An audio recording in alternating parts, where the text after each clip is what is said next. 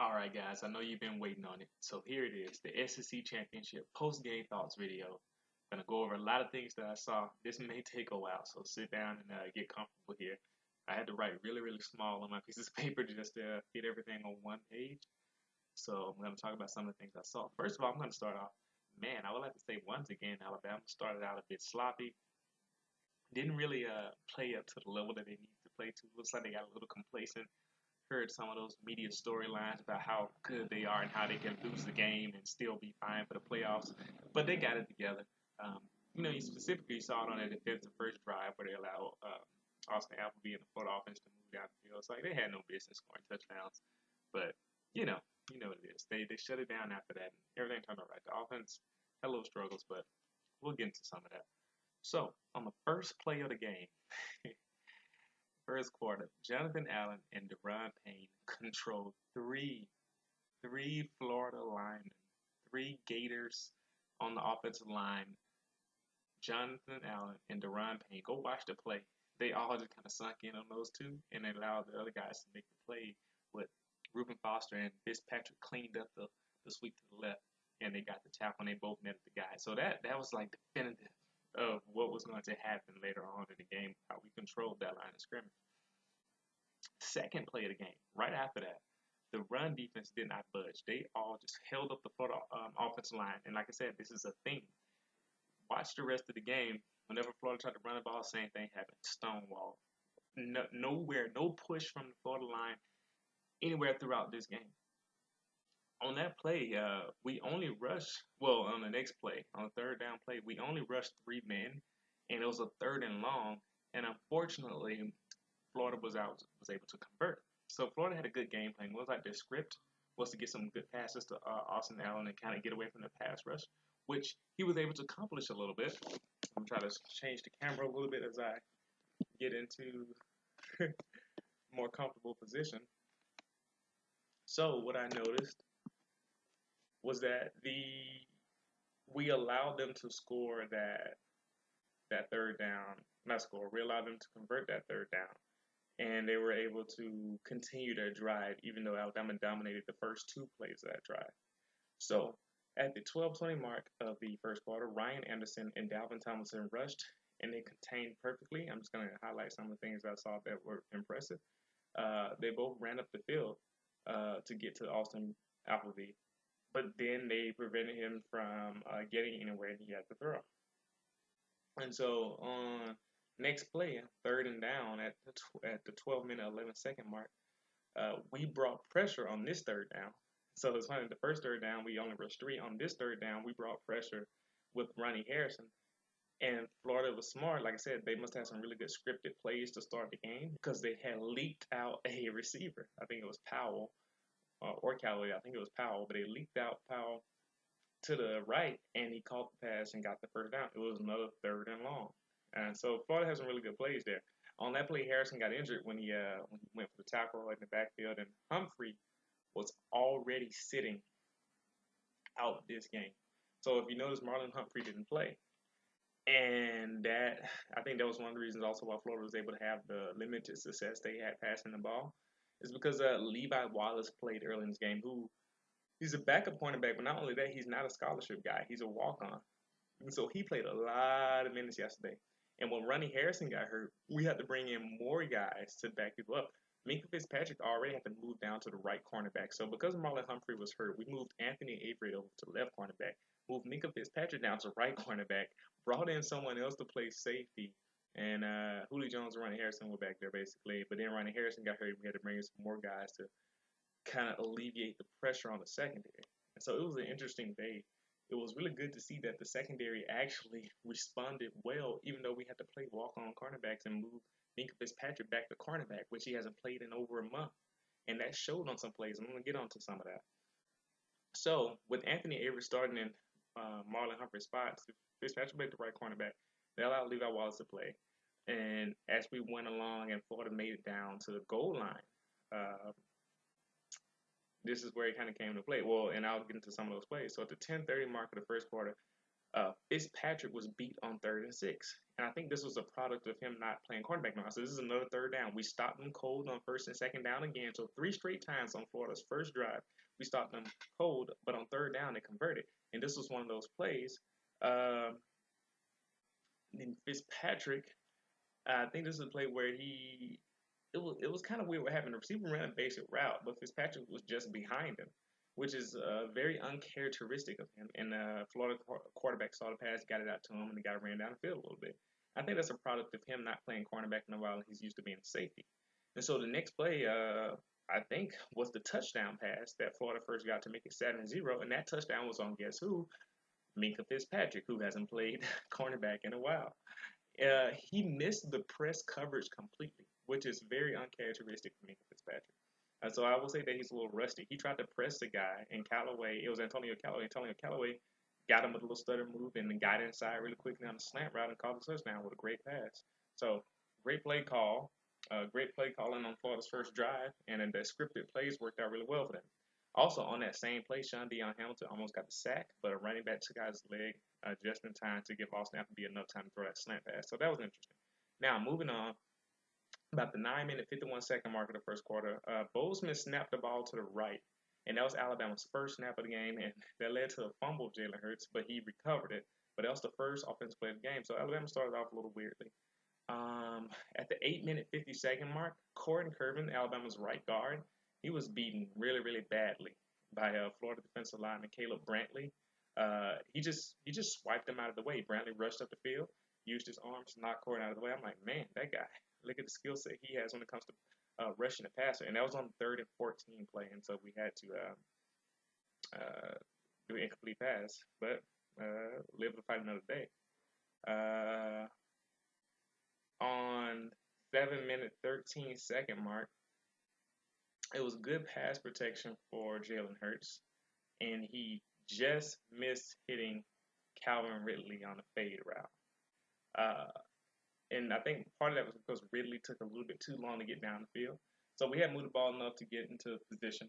I think this was after our first interception, and where Sean Dion Hamilton ran down to the 12-yard line or something like that.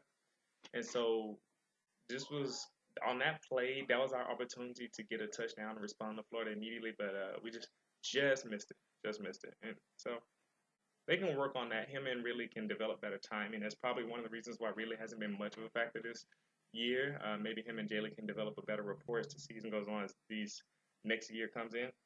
So on the next play at the 7-minute 8-second mark of the first quarter, Hurts locked in on the left side because of pressure. And even the announcers didn't notice this, or at least they didn't say anything about it. But if you look at the replay, he missed O.J. Howard. O.J. Howard was wide open in the end zone to the right. O.J. Howard ran a simple post corner route in the back of the end zone, and he was wide open. But because of it wasn't even that much pressure, but Jalen moved himself to the left, and he stayed to the left, and he locked in and just threw the ball low and away toward Calvin Ridley so it wouldn't be an intentional grounding. So it was a good play that he threw it away, but he also missed a wide open O.J. Howard on the right side of the field. Appleby's second interception. So this is the one that Minkah Fitzpatrick returned for the touchdown, I believe. It was at the 5-minute 15-second mark, and it was a bad throw. It was a really bad throw. Minkah Fitzpatrick, once again, he wasn't in the best position, but Appleby threw it behind the receiver, and Fitzpatrick would just so happen to play the ball well. He used some great ball skills, which we know he has based on his play from the previous season, so he did his job well. But he looked lost for a second. It looked like he was trying to stay on top of the receiver rather than cover the receiver. If you go back and look at that play, he kind of hesitated a little bit, and I thought, oh man, it's interesting. And it was good that the quarterback threw it behind, because if he had hit the receiver in stride, he would have had a lot of room to run. So, good break for Bama. Also, we didn't really push a lot in the pass rush. We just kind of let Appleby take that throw, which is really, really interesting. And we kind of let Florida dictate things to us a little bit rather than show the offense what we want to do. So at the 5-minute 5 seconds of the first quarter mark, that shows, go look at this play, 5 minutes, 5 seconds of the first quarter. It shows why it's so hard to run on Alabama. The line was cluttered. There was absolutely nowhere for Florida to go. I remember the play, the running back just kind of had to back his way into the line of scrimmage, had nowhere to go. And that just shows you why it's so hard to run on Alabama. Go look at that play. So at the 3-minute 20-second mark of the first quarter, Florida tried a flea flicker, and Reuben Foster is so fast that he hit the quarterback, got to Appleby just about the time that he got the ball back on the flick, back from the wide receiver or running back, whoever was in the backfield. So that flea flicker obviously did not work out, but it just shows you the speed Alabama has on defense. If you want to see what I'm talking about, 3-minute 20-second mark, watch Reuben Foster get into the backfield and hit Appleby as soon as he just about touched the ball on that flea flicker. On the block PAT, after we got the punt block touchdown return with Joshua Jacobs, the Florida guy, he really had no business breaking through our line that easy. The reason why they able to get the block PAT because the Florida guy, Zanuga, I think is his name, he just slipped right in between our protection and jumped up and knocked the ball to the side, and that just doesn't make sense. But I will say that on the punt return, though, on the punt block return, Joshua Jacobs, he tracked the ball really, really well to get it and then return it for a touchdown. So that was a good play, good individual play by Joshua Jacobs, but great play also by Derek Gore for blocking. He came in like a missile. Also, one thing I noticed that Adam Griffith had a little trouble today. He had a little issue with the turf. He wasn't feeling comfortable kicking, but also he hurt his shoulder in the game, and I think both of those things affected him. And even though his stat line didn't turn out horrible, I could tell he was affected by some of those situations. On 3rd and 2 at the 30-second mark of the first quarter, watch Deshaun Hand just hold up. He completely stonewalled this play. They tried to run a play to that side, and he wasn't having any of it. Just go watch that play and watch how that right side of the defensive line just get right side, the left side of the offensive line, right side of the defensive line just crush that play. It stopped moving. The play stopped moving. That's just how good of a play it was. Second quarter, 13-minute, 49-second mark. Bama tried to run an option, QB read option, to the left with Damian Harris. And unfortunately, that play didn't work. I just noticed Cam Robinson, Pierce Baker, and Bozeman, they all got beat. They didn't get beat after they got knocked on the butt, but they got beat at the point of contact, and Florida linemen were able to get into the backfield and stop Harris before he was able to get going. So that's something we got to clean up, especially if we're going to run that play. I say run it right at him, but if we're going to run those option plays, we need to clear up that blocking on the side. See, where am I going next? On the screen pass to Calvin Ridley at the 13-minute, 25-second mark of the second quarter. That was a good play by Alabama. Had the Florida defense going to the right. Jalen Hurts came back to the left and threw the screen pass to Calvin Ridley. Ridley ran out and he looked so fast on this play. But in reality, though, he could have scored a touchdown, I believe, if he had kept running wide. So he caught the screen on the left side of the line of scrimmage, ran up the field, and he was running toward the right wide, going toward the right pylon. But then he saw the Florida cornerback, and he tried to cut back to the left, but that allowed the guy to catch up to him, and he got tackled. I think if he had kept running right wide, it was a cornerback coming, but he slipped, and there's no way for him to know that the guy was going to slip. But if he had kept running wide, he probably would have got really close to a touchdown there. Let's see. On the following play, we ran the ball up the middle with Joshua Jacobs, and that was a very, very effective play. But then we followed that up with a run pass option at 12-minute, 45-second mark, in which Hurts should have gave the ball back to Jacobs again because Jacobs had a free lane to get a touchdown. I know some of you saw this play, and even Gary Danielson mentioned it, but he should have gave the ball to Joshua Jacobs because he had a free touchdown. Hurts pulled the ball out, ran to the right, and I think we lost a yard or two. So that's just one of the plays where he has to read that option a little bit better than that. But then we didn't end this drive without points, though. We ended up getting a touchdown. He threw the touchdown to Gary Dieter, and that really showed off Jalen Hurts' arm strength. Even if the pass was a bit of a force, in my opinion, he kind of tried to zip it in there, and he did. But it went right over a lineman's head. But if he had threw it with a little bit less velocity, that could have possibly been picked. So I got to be a little bit safer with the ball there. Anthony Averett, back when Florida got the ball at the 10-minute, 40-second mark of the second quarter, he played this jet sweep really, really well. The wide receiver tried to block him, but Anthony Averett used his arms to keep the receiver away from blocking him effectively and was still able to stop the receiver. And that's good run defense by the secondary. That's what you need to do in order to play against teams who like to keep stretch you wide. You need your cornerbacks to make tackles. So good play by Anthony Averett. So after Florida tried that fake punt attempt, so they tried a fake punt and that turned over. Their defense, I got to give their defense some credit. They played 3 excellent downs. Alabama was in the red zone, and we could have easily got some points here. I think we we missed the kick. Yeah, that was the kick that Adam Griffin missed after the shoulder injury and whatnot. But Florida defense really stopped Alabama from moving the ball. It was three excellent downs. They stopped Alabama, so I can see why Florida was able to get to the SEC championship game. Their defense has been playing great, even if their offense hasn't been. So that was really interesting to see. Now I was came away impressed with Florida's defense on those three downs. So after the Florida fake punt attempt, if you want to see Florida play some good defense, go to that series. At the 8-minute 58-second mark of the second quarter, pressure. We got pressure on Austin Appleby, led to a bad throw by him, and Ronnie Harrison almost got the pick. And honestly, he should have got the pick, but then he dropped and fell on his back, and the ball popped out. But that was a attempt. They tried to deceive us with a screen pass there, and I don't know if it actually was a mistake on the play by Florida's offense, or I don't know what happened. But Austin Appleby tried to throw it up the field, and he actually had a guy running behind one of our safeties, but Ronnie Harrison came back into the play, who he thought Ronnie Harrison was going to be on the right side of the formation because he was over there defending a fake screen. But he came over and almost got the pick. So that was a great read of a play by Ronnie Harrison. Ronnie Harrison's really been impressing me by how well he's been playing. And actually, the next note I have is another example of that. So Ronnie Harrison, at the 8-minute 40-second mark of the second quarter, he played great man-to-man coverage on the running back, smaller, quicker running back, and Ronnie Harrison sitting there playing like he's a cornerback. And so ever since, I think early in the season, since about that Kentucky game, Ronnie Harrison has really turned it on. He's been playing great.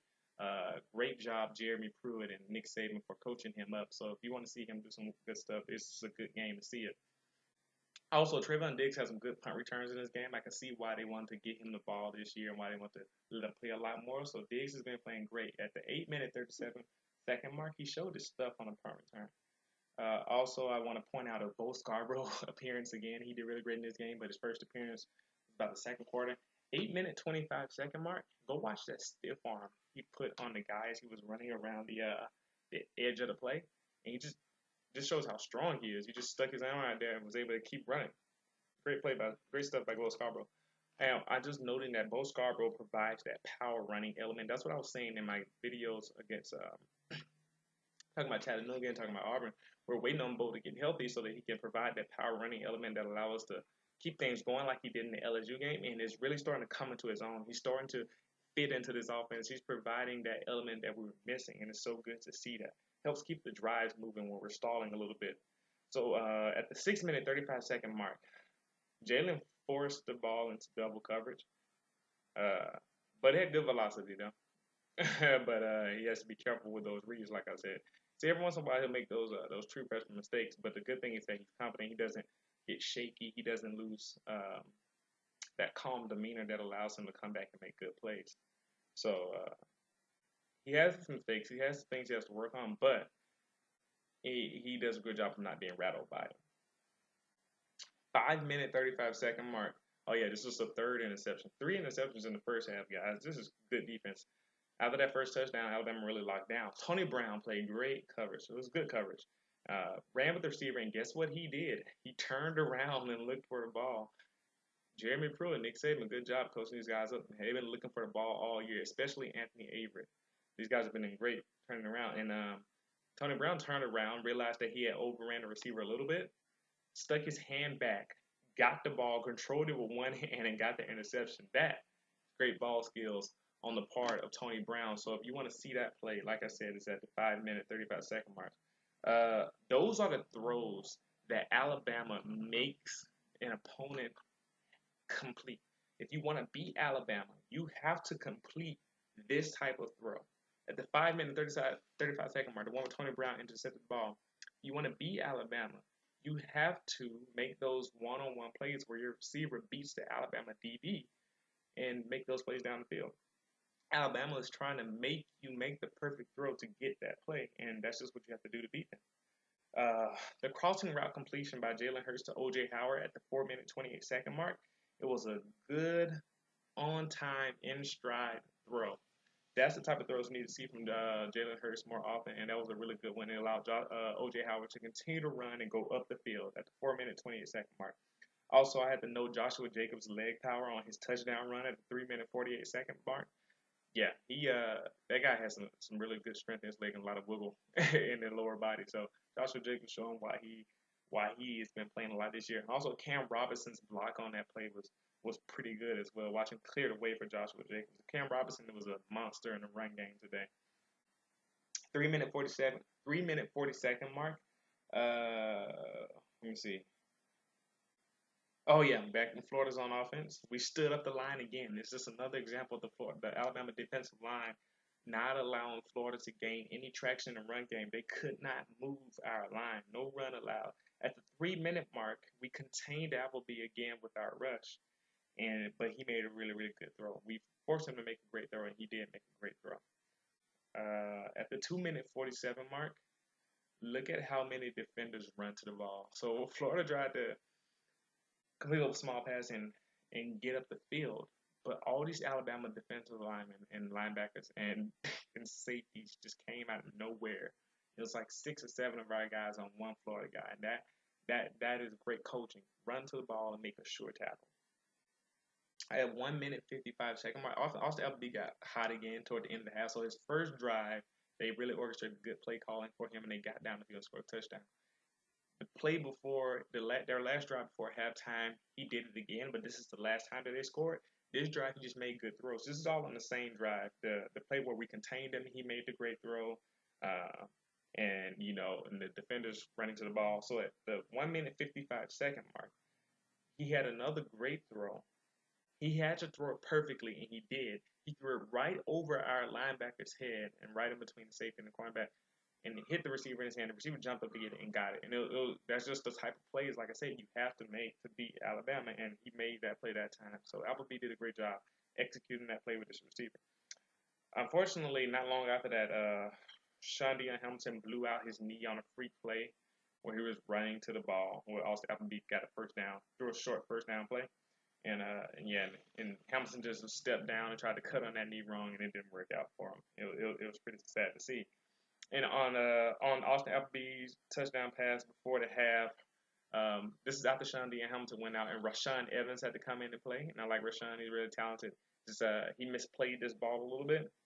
He didn't play it well, and Goolsby got a little bit behind him. Austin Appleby threw a good pass to hit Goolsby in stride. Rashaan Evans fell back trying to look for the ball, and Goolsby ran in for the touchdown. So, personnel attrition got to Alabama a little bit on that score. And so now we're moving on to the second half. Like I said, this is a long video, but the second half I had less notes because at this point Alabama started dominating. So I'm going to go a little quick round because I got to work soon. First play to start the third quarter. Jalen Hurts should have stepped up or thrown it away. I remember this play. He had a clean pocket, but then he saw the pressure coming from the left side of the offensive line, or the guy was like kind of snaking around. But what Jalen did was he stayed back and tried to scramble to the side, and then I think that's the play where he just fell down and took the sack. When really he could have stepped up in the pocket, had more time to look down the field at that point, or he could have stepped up in the pocket and ran off and got at least a first down because there was nobody there. Go back and look at that first play of the third quarter. You'll see what I'm talking about. It was those are the type of things that they're gonna work with him too. I'm pretty sure they're gonna show that on film and show it to him so he can see that play. No. He didn't take a sack on this play. It was another play he did that. He threw to Calvin Ridley, and it was a loss. He threw a quick screen to Calvin Ridley, and it ended up being a loss on the play. So he really has to work on that. At 13-minute 15-second mark, it was a screen pass. Oh, yeah, Florida got the ball back, so we didn't do much when we got the ball in the beginning of the second half. Florida had a screen pass at the 13-minute 15-second mark. It was good. It was a good screen pass, but Reuben Foster's fast. They tried to do the screen and try to get into the open field, and Reuben Foster comes out of nowhere and makes a great play. This is why he was the MVP. Why? Because the guy just made excellent plays this whole game. Also, watch Daron Payne. Daron Payne at the 12-minute 45-second mark of the game, I got so excited. Third quarter. He shed his block so easily. So easily. I was like, man, it was like the Caleb Brantley play to begin the game. Daron Payne, he's becoming a monster. I'm noticing him more and more on film, more and more in games. He's just constantly beating his guy on the inside. At the 11:21 mark of the third quarter, the whole Bama defense was in the backfield. Go look at this play. I feel like all defensive linemen were just there. They beat the lineman too easily, led to an incomplete pass. This is why you can't beat Alabama. At the 11-minute 19-second mark, the next play, Alabama sent the blitz and got pressure inside with Tim Williams. Tim Williams was able to snake his way inside, but then Appleby escaped. And I think he ran for a first down or something like that, or threw completed for a first down. But that just showed the pressure though was there, and Alabama really started to turn it on at this point. First play from goal to go. Oh yeah, this is where the goal line stand was. Oh yeah, this was nice. So yeah, he completed that pass and got them down near the goal line, and Ronnie Harrison knocked the guy out really hard. That was a really tough hit. But first play from goal to go at the 9-minute mark of the third quarter. Deron Payne again. I told you this guy's popping out on film. 9-minute mark. He knocked his guy probably a whole foot or maybe 2 or 3 feet back from the line of scrimmage. He completely dominated his guy on that play. In the first play from goal to goal, and we stopped that play and made him go to second goal. But Deron Payne really showed up on that play. Then on the third and goal at the 7-minute 42nd mark, Rashaan Evans hit the gap so fast. This is the tackle he made on third and goal that stopped him from running it in. He hit the gap so fast that the running back didn't stand a chance because he got there before the running back could even get to the hole. And that just shows you the talent that Alabama has on this team. Of course, Florida tried to throw on the next play, and it was incomplete. Alabama got the ball back. And that's just where Alabama started grinding this out and took over the game. On the next drive, Alabama on the 3rd and 19. So Jalen Hurts is interesting to me. He'll do a play where he throws to Calvin Ridley for a loss, but then on 3rd and 19, he completes the first down. 3rd and 19 at the 4-minute 39-second mark. It was a good route by Stewart, but Hurts threw it behind him. But fortunately, Ardarius Stewart called the ball anyway and got the first down. But it was good vision by Jalen to see him, and it was a good route, really good route by Ardarius Stewart. Also, Cam Robinson sealed the left side of the line of scrimmage all night. He made many runs by Damian Harris and Bo Scarborough to the left side. He made it really, really easy for them because on the left side, constantly Cam Robinson was a monster, shielding off his guys on the left side. There were significantly less called or designed QB runs tonight, which is always good for us Alabama fans to see. And that leads us to then get into the fourth quarter. Bo Scarborough got many more carries, finishing guys off. Reminded me of Marion Barber from the Cowboys back in 07, with how he was a finisher, not necessarily in playing style. But Bo Scarborough dodged a tackle in the backfield at the 14-minute 20-second mark. He showed off his moves. He's not just a big, strong, fast guy. He also has moves. 13-minute 35-second mark shows Damian Harris's vision. This is why he is the starter. Go look at the 13-minute 35-second mark. The vision and the foot plant. He saw the holes, put his foot in the ground, ran up the field. He did it 2 plays in a row. So on the following play at the 13-minute 7-second mark of the game, he highlights his vision again because he was running to the left and the line was coming. And he was able to burst through the field and get to where he needed to go. So Scarborough also after that started to look a lot more comfortable on the play. And he was able to get more and more as the game progressed. More and more carries. I think he ended with 91 yards on 11 carries, a couple of touchdowns. And then the 12-minute 5-second mark was another example of the Alabama pass rush being what it needed to be, with Jalen Hurts having all day to throw the ball. And he had at least 3 seconds on this play, which is amazing considering the Florida line had gotten worn down at this point. They ran the ball. My son crying out there. But the Hurts had all day to throw, and he had at least 3 seconds in the backfield. And that's just amazing in an SEC line. But he decided to run for the first down because he just had enough time to go through his progressions and run. So another great example of the Alabama offensive line being great. 10-minute 52-second mark. Hurts should have gave Jacobs the ball again on another option. This is the second time he missed giving the ball to Jacobs, and would have been a positive play. Also, I saw the return of the meat and potatoes formation, as I called it in a video before, with Deron Payne and Jonathan Allen in the backfield on running plays, and especially in goal line situations. And Deron Payne, Cam Robinson, and Ross Pierce-Baker, they absolutely cleared out and cleaned up the goal that on the block.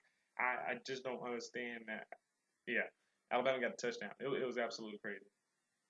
That was at the 9-minute 20-second mark of the fourth quarter. Also, J.K. Scott did some kickoffs. At 9-minute 15-second mark, they let him practice kicking off again. At the 7-minute 52-second mark, Jonathan Allen just completely shed the offensive lineman number 53. I don't even want to say his name because it was just that easy for Jonathan Allen to do it. And Allen also got a sack on the next play. So him and Tim Williams met up on that first play, and then he got a sack on the next play. So he just started heating up.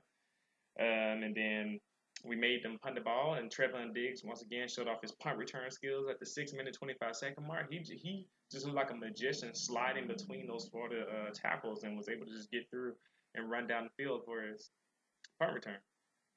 And finally, just one last thing here. We got the entire backup offensive line and the whole offensive unit, backup offensive unit, come in at the 6-minute, 12-second mark, and they dominated Florida on the line of scrimmage and ran for a touchdown. The backups. Derek Gore got a touchdown, so that was really good. And backup defense came in at the under the 3-minute mark. Mac Wisdom had a pretty good hit at the 3-minute exactly mark of the fourth quarter. And yeah, that just Alabama just slowly started dominating when that second half. Well, I mean, really from after that Florida's first touchdown, defense dominated. Then the offense started to catch along, and then it just snowballed on Florida, and they had no chance. And that's a lot of things I saw. Let me know if you saw anything or something that I missed or something that you want me to talk about. Comment on it. Thanks for paying attention, and see you next time.